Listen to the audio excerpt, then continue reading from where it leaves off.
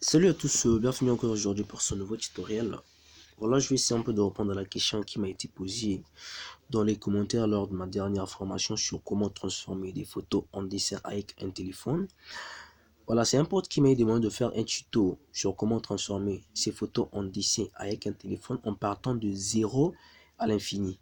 Donc, je tiens déjà à te signaler que c'est pour la première fois que tu découvres la chaîne à travers cette vidéo, de t'abonner, d'activer la cloche de notification car tu es sur le bon endroit en ce qui concerne des formations sur les smartphones.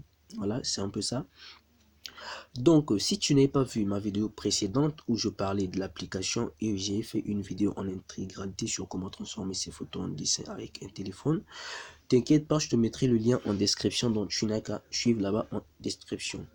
Alors, avant de commencer, je tiens donc à signaler que cette vidéo est consacrée à ceux qui veulent connaître un peu plus sur l'application, c'est-à-dire les débutants, avoir un peu plus de compétences sur l'initiation, comment débuter avec l'application, parce que à l'application question, apparemment, elle apparaît un peu complexe. Donc, n'ayez déjà à télécharger votre application Adobe Draw.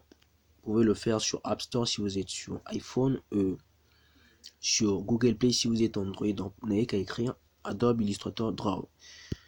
Vous l'ouvrez après l'installation. Voilà, ici, nous avons l'interface. Alors, pour créer un nouveau projet, c'est tout simple. Vous cliquez sur le signe plus à droite en bas. Et vous avez des formats. Ici, vous avez des grandes cartes postales. Vous avez des lettres portraits. Vous avez des tablettes Android portraits. Vous avez des tablettes Android paysage, des carrés et autres. Je vais choisir donc d'utiliser la tablette Android portrait qui est donc en troisième position. Ici, voilà. Cliquez là-dessus. Et ici, nous avons l'interface. C'est un peu ici que tout se passera.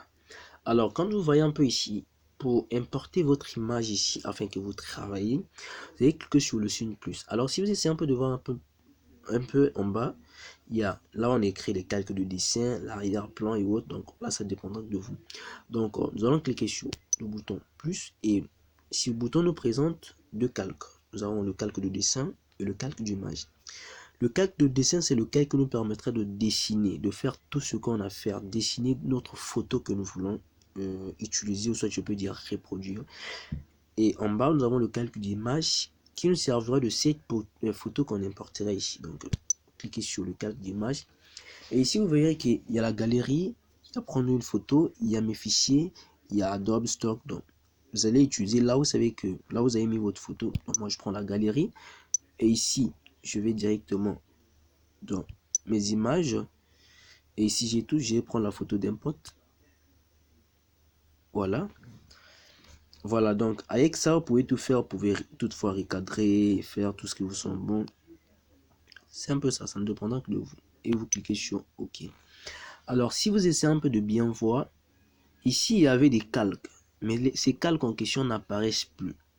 Alors, pour les faire ressortir ici, c'est simple. Vous verrez qu'en haut, un peu ici en haut, là, il y a quelque chose de deux carrés superposés, je peux dire. Vous cliquez là-dessus et vous avez vos calques. Alors, si qu'est-ce qui va se passer?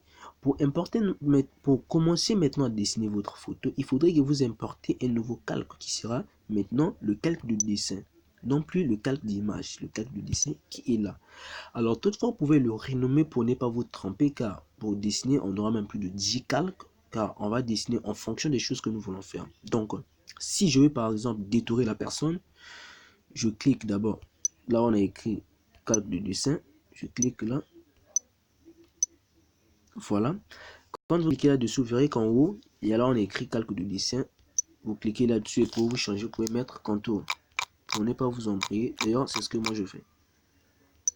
Contour et cliquez sur OK. Et si vous essayez un peu de voir, vous verrez en haut de notre calque là, en haut, il y a contour. Et ici, vous pouvez toutefois peut-être changer et écrire yeux.